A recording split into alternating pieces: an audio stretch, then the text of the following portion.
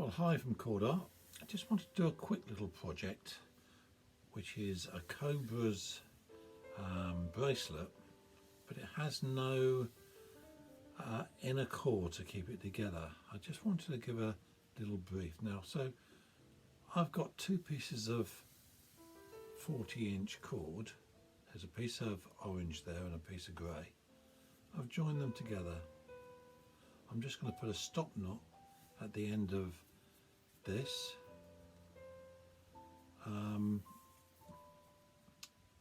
not going to go into exactly how you do a stop knot, but it's quite basic. There's plenty of good tutorials around to show you how to do one. The idea is that we have a stop knot, and the stop knot is basically the beginning part of the Cobra. And there'll be a loop coming out of it, which will be a loop for attachment, the way that you actually put them together. So once you've got your stop knot, I want to try and pull that grey bit there down into the knot. So we'll have a go at that. Just pull the slack through.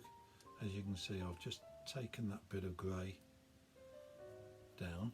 That gives me a little loop, and I can actually make another stop knot at the other end of the bracelet, which can go through there. So we just pull that down through. So there's a bit of trickery to this bracelet. I posted it a few days ago and had quite a few people saying, oh, you just tied a load of square knots. Well, I don't know if it turns into a lot of square knots after I've done what I think I need to do. So there you go. There's a stop knot with a loop on the end. You can see that I've got one of these, well, I've got two actually. That's a cordlet, that's gutless. It's got no guts in that one, and it's the same bracelet that we're making today. And that one is whole cord. And as you see, I've got a knot going through a loop, and that's what we're going to try and achieve in a minute. Now, my wrist is 8.5 inches round.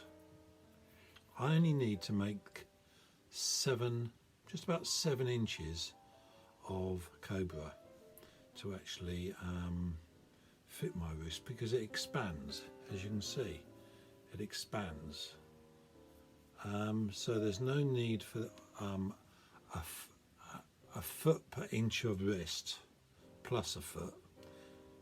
If you've got say a 6.5 inch wrist, you'll need 5.5 inches of bracelet, but it's much sort of suck it and see.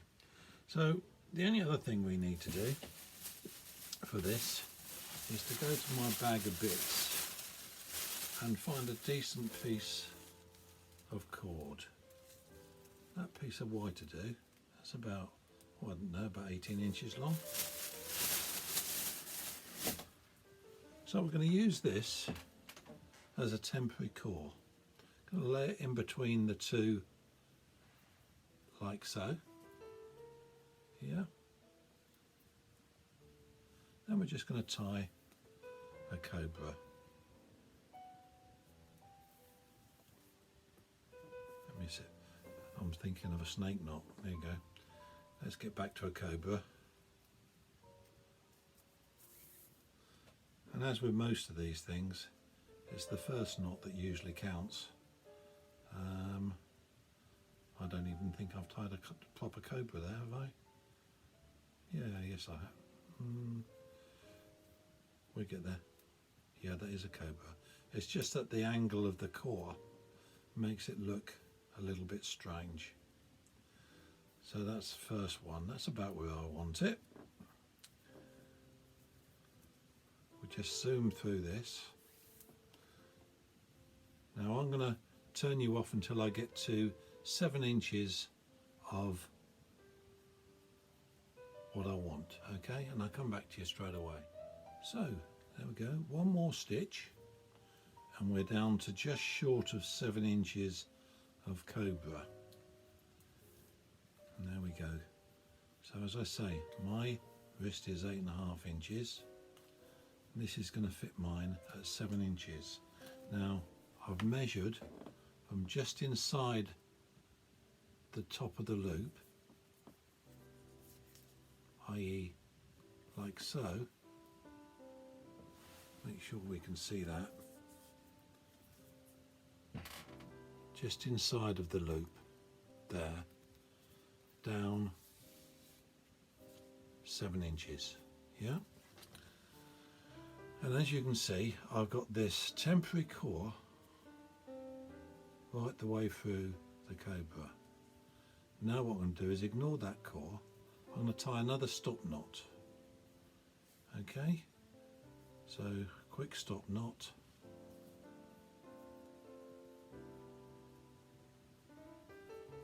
Bear with me if you would. I've just been working in the garden, so my fingers are a bit stiff. So, round that one.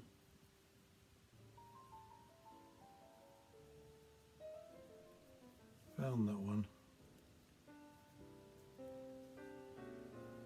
And we've got beginnings of a stop knot. Yeah.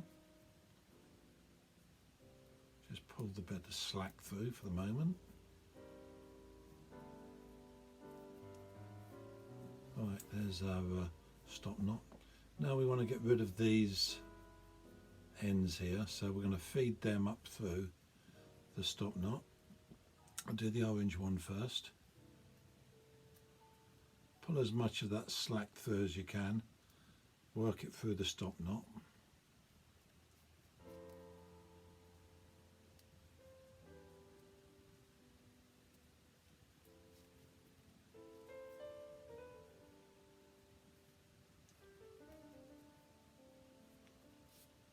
That's the orange.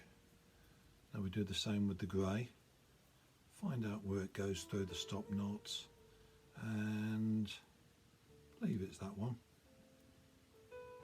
Yep, here we go. Nice and tight on the second one. Bring it through.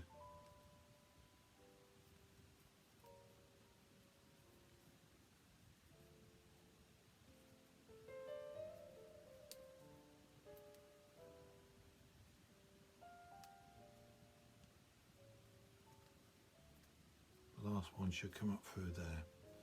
Right, so we got a knot just there. Yeah.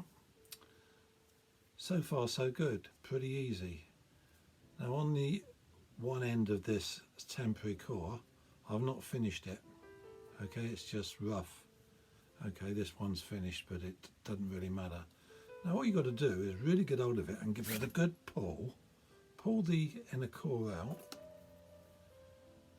And you have your cordless bracelet. Let's put that on. I'll take these ones off. And not only that,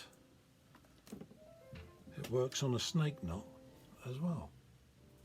Yeah, I think the snake knot, it looks really good. And you might think, well, why is he doing that? You know, what's the reason? Cobra looks pretty good already, and so does a snake knot. And the simple answer to that is, why make a Cobra at all? Because you can.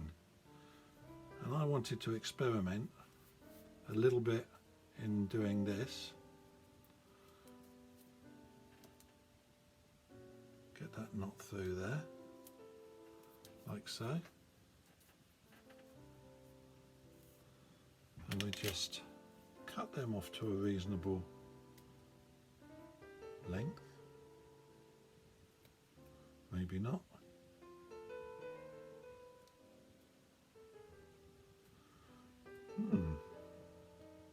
Not so easy to cut cord. We'll leave that there for the moment. I'm looking at Stanley knives and everything at the moment. But I think it looks pretty good. Just trim that off to a couple of inches. It's a bit, you know, trim it off like that. You can put some twine around these quite easily. Just twine them up. But it's definitely not square knots, like people keep saying to me, oh, you've just tied a load of square knots. It's too neat for square knots. And as I say, it stretches, so you know, if you make it, it's a matter of sort of testing the sizes out and how many stitches you want to do. But I think that's pretty good. And I'll leave you with that thought. And I'll leave you with just showing you these coreless bracelets. All the best.